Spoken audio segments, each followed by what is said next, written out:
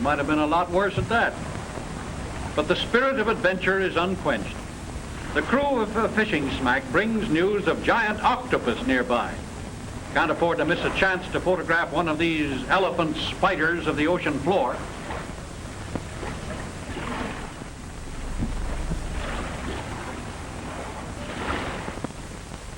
The diver is going to try and locate the octopus and pose him for the camera.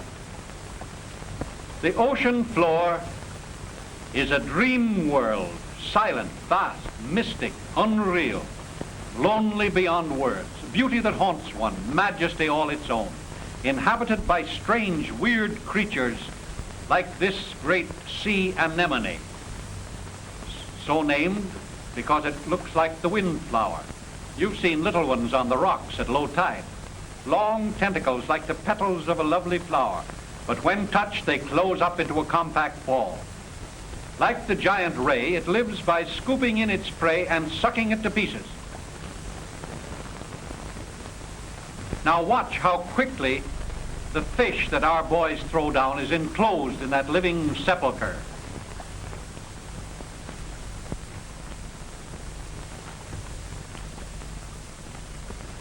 But the study period is rudely interrupted.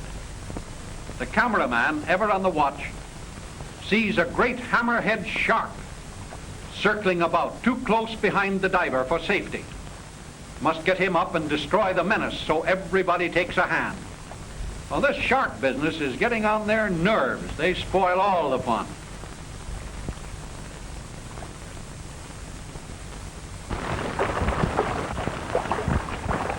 The shark family takes many queer forms. The hammerhead is about the strangest and one of the most dangerous.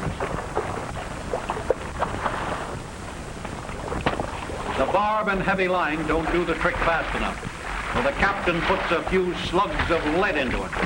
But even that doesn't stop a shark unless by chance one happens to sever the spinal column. Well, all right, diver. We've got him out of the way. Let's go. You know, this diver's rig isn't the easiest thing in the world to handle. Moving isn't hard, but progress is retarded, like a slow-motion picture, because of the water resistance. In this submerged world, queer, unreal lights play across the ocean floor. Strange fish peer out of unexpected corners. Forests of gently undulating seaweed. Gaudy shells, which at the touch of the diver's foot become animate and scuttle away. The camera can look so much farther afield. Merciful powers, what's this eerie shape? There it is. Look out, octopus! The crawling, irresistible, slimy, death-dealing monster of the seafloor. And he's behind the diver. There's no phone in his helmet. His pal to warn him. What a chance he takes. Good man, make him see! Oh, strange indeed are the wonders of the 8 great, immensely powerful arms, each with its 2 rows of deathly suckers. Ooh, look out! That slithering death is right on you! He'll crush your bones into jelly! Look out, boy! Look out! Quick, now, quick! The helmet and boots are too heavy. Get out of them! Get out of there! Oh, thank goodness. Oh, well, let's call this fellow names, too. He deserves to be sworn at.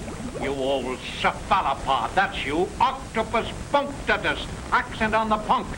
Say, that was a close call. 3 days out from Acapulco, dragged offshore by a good tug, refitted, restocked, everybody happy and raring to go. The only thing that couldn't be replaced was the diver's rig. That's probably decorating the parlor of some mermaid by now. Hello, there's something that looks interesting. Interesting. I should say it is. Big news. What the newspaper man would call a whale of a story. This is a real whale, 120 feet long. Whales are strange creatures, mammals, originally land animals. There she blows. They're warm-blooded, breathing air by lungs, having babies, not eggs, and nursing them with milk. Their greatest enemy is the swordfish, a monster mackerel. And there goes one now. Straight for the whale's vulnerable belly he goes. Through ages of poking into other people's business, this fellow's nose has lengthened out until in big fish it attains a length of 5 or 6 feet, sharp enough to drive straight through the side of a small boat. What a schnoz, what a schnoz.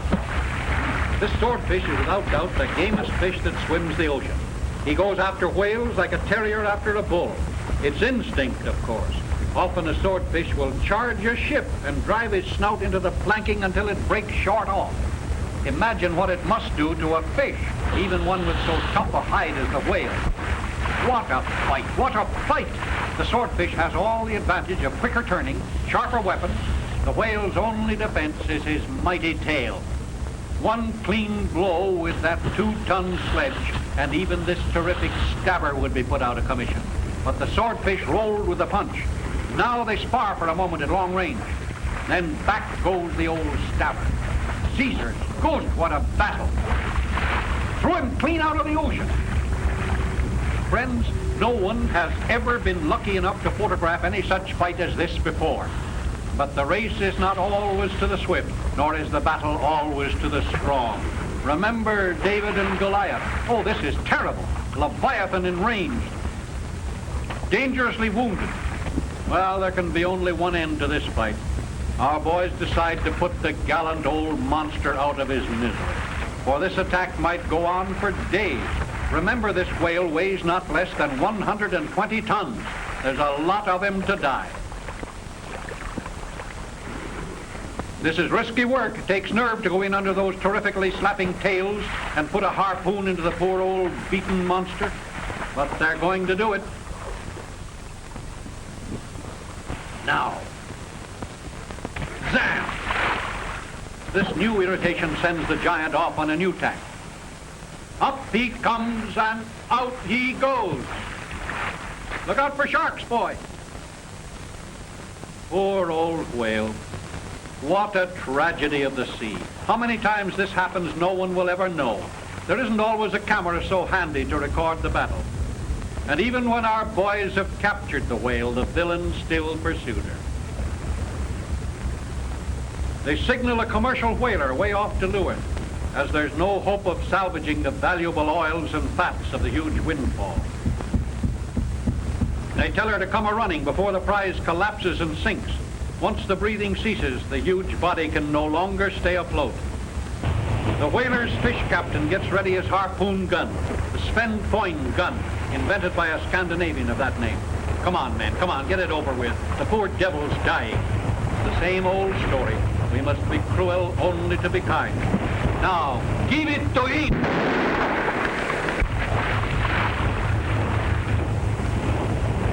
And all the while they're towing in the gigantic captive, the harpy is still battening on his entrails.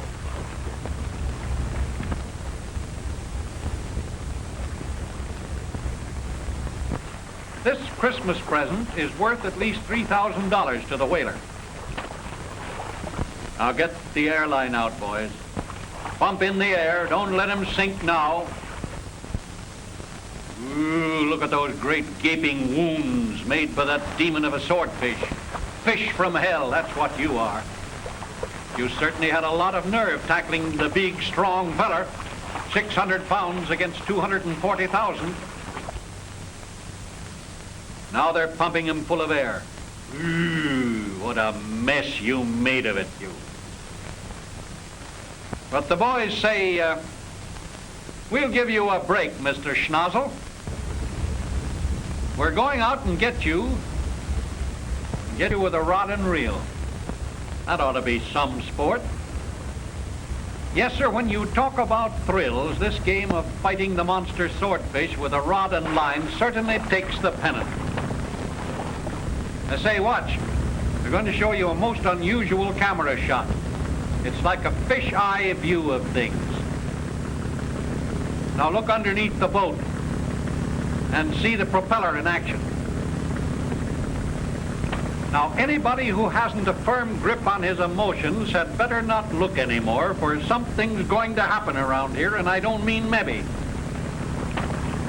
They're he goes. You old boys who can remember the thrill that came when first you felt a tug at the cork on your line in the old mill pond when a 6-ounce perch grabbed your worm, maybe you can figure this thrill. 600 pounds or so of the fightingest, maddest fish that ever snapped a hook is out there on the end of that slapping line with the reel singing its protest. Bring him up, bring him up, bring him up. Reel in, reel in. If he doubles on that line, you lose him. Wrists of iron are certainly needed for this work. Great catfish. What a leap. Whoa, another mad leap.